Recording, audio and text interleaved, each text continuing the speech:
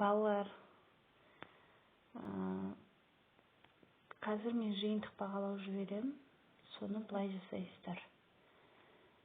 Керек парақты, жоғары жақтағы керек мен жиынтық бағалау жіберем, үстінен басасыздар. Жоғарғы оң жақ шетінде 3 нүкте тұрады. 3 нүктені бассаңыздар, сохранить в галерею деп тұрады. Яғни өзіңе сақтап алу. Соны басасыздар. Ол сақталып қалады.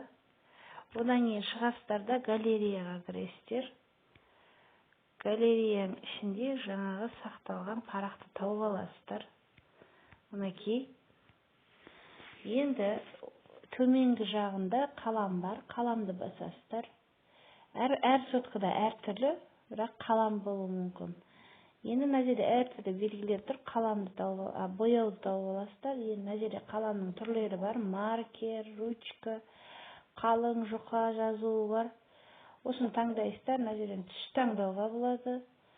Сөйтіп, менің берген жиынтық бағалауымды осымен сызып берсеңіздер, өшіруге де болады. Мінекей өшіргіш немесе былай белгілейсіздер. Мінекей жиынтық бағалаушы өзі көп уақыт алмайды, оны көшіріп отырмайсыздар.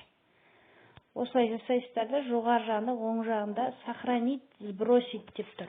Сбросить деген барлығын жойып жіберу, ал сохранить деген осыны сақтау. Мысалға біз былай сыздық дейік. Енді оң жағындағы жоғары жақта сохранить басасыздар. Ол сақталып қалады. Міне осы сақталып қалғаннан кейін төменде мына бір бұрыш тұр ғой, мынандай 3 дөңгелегі бар. Соны бассаңыздар, поделиться, бөлісу деген шығады. Осы бөлісудің ішінде телеграмды таңдайсыздар. Сосын телеграм ішін таңдағаннан кейін өзіңізге керек группаны белгілеп, соған осылай жіберуге болады.